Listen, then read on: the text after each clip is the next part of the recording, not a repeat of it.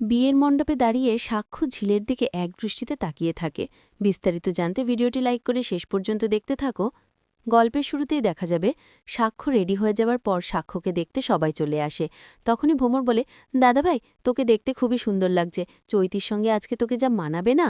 তখনই সাক্ষ্য বলে, ভোমর, তোকেও কিন্তু খুব দেখতে সুন্দর লাগছে রে, মনে হচ্ছে আজকে পেতনিটাকে অনেক মিষ্টি দেখাচ্ছে।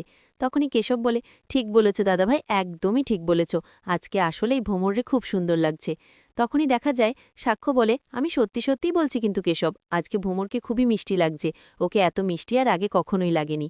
তখনই দেখা যায় যে ভোমরের ছোট বোন বলে ওঠে, হ্যাঁ, শুধু একজনের কি ভালো লাগছে, আর কারোর কি ভালো লাগছে না নাকি? আমিও তো আছি, আমিও তো সেজে আছি, আমাকে নিয়ে তো কেউ কোনো কথা বলছে না, শুধু ভোমরকে নিয়েই কথা বলছে, শুধু ভোমরকেই সুন্দর লাগছে নাকি? আমাকে একটু বলো যে কেমন লাগছে আমাকে। তখনই দেখা যায় যে সাক্ষ্য বলে ওঠে, এই যে পাকাপুরি, তোকেও কিন্তু খুব সুন্দর লাগছে, ভোমররা আর তুই তো একই রকম, তোদের সবকিছুই একই, তোদেরও খুব সুন্দর লাগছে। তখনই দেখা যায় যে কেশব বলে, ভোমর, আর তোর মনটা খারাপ হয়ে গেল কেন? তোর মুখটা এমন শুকিয়ে গেল কেন? তখনই ভোমর বলে, না এমনি, আসলে সবসময় ও আমার উপরে হিংসা করে, তাই আমার এমন লাগছে। তখনই দেখা যায় যে ছুটি আন্টি বলে, ভোমর, এতটা মন খারাপ করো না, সত্যি ভোমরের আজ খুব মিষ্টি লাগছে, শুধু ওর দিকে তাকিয়ে থাকতে ইচ্ছে করছে, মনে হচ্ছে আজকে বিয়েটা ভোমরেরই। তখনই দেখা যায় যে ভোমরের বোন বলে, আন্টি, সবসময় ভোমরকে নিয়ে এত আতখ্যাত করুন, এত দেখলে তো আমার আর ভালো লাগছে না। তখনই ছুটি আন্টি বলে, তুই এমন করছিস কেন রে? অন্যদিকে দেখা যায় যে ঝিলও সাজগোজ ফ্রেশ করে ফেলেছে।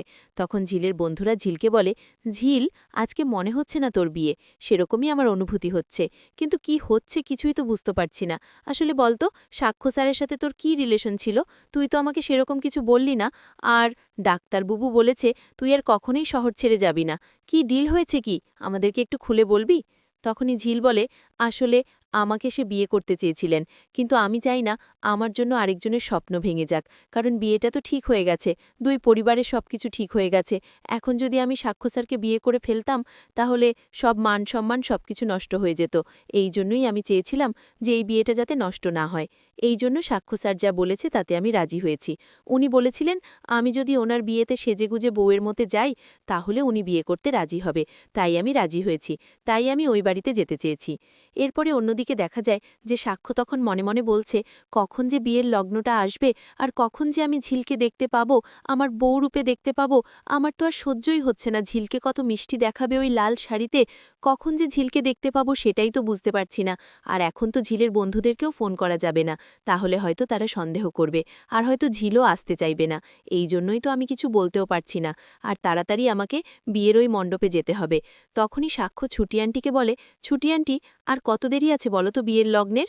তখনই ছুটি বলে, কেন সাক্ষ্য, তোমার কি আর তর সহ্য হচ্ছে না চৈতিকে দেখার জন্য? চৈতিকে খুব মিষ্টি লাগছে, কিন্তু চৈতি এখনও এখানে আসেনি, ওরা খুব তাড়াতাড়ি চলে আসবে, তুমি এখন একটু রেস্ট নাও, তারপরে দেখবে চৈতি এখানে হাজির হবে। আসলে ওর বাড়িতে বিয়ে হতো, তাহলে আমরা এতক্ষণে বেরিয়ে হয়ে যেতাম, কিন্তু বিয়েটা তো এখানে হচ্ছে, এই বাড়িতে হচ্ছে, তাই আমরা পরে যাব, আগে কনেপক্ষের লোকেরা এই বাড়িতে পৌঁছাবে, তারপর আমরা এই বাড়ি থেকে বেরোবো, না হলে আমরা তো বেরোতে পারছি না। তখনই দেখা যায় কেশব বলে, হ্যাঁ ঠিক বলেছ মা, আসলে সাক্ষ্যদার বিয়েটা এই বাড়িতে হচ্ছে তো, এই জন্য আনন্দ একটু কম, কিন্তু ব্যাপার না, ছোট কাজে আনন্দ করছে, তার উপরে আর কোনো আনন্দই হতে পারে না, কারণ ছোটকা ঢাকডোল বাজিয়ে এই বিয়ের আয়োজন করেছে, এই এলাকার সবাই দেখতে পাচ্ছে সাক্ষ্যদার বিয়েটা কত ধুমধাম করে হচ্ছে। তখনই সাক্ষ্য বলে, আমি তো এটাই চেয়েছিলাম, এই পাড়ায় সবাই বুঝুক যে সাক্ষ্যর বিয়ে হচ্ছে, এই জন্যই তো আমি ধুমধাম চেয়েছিলাম। তখনই থুটি আন্টি বলে, সাক্ষ্য, তোমাকে দেখে আমি অবাক হচ্ছি, তুমি বিয়ের জন্য এতটা উত্তেজিত হয়ে পড়েছ? তখনই সাক্ষ্য বলে, হ্যাঁ, কেন নয়,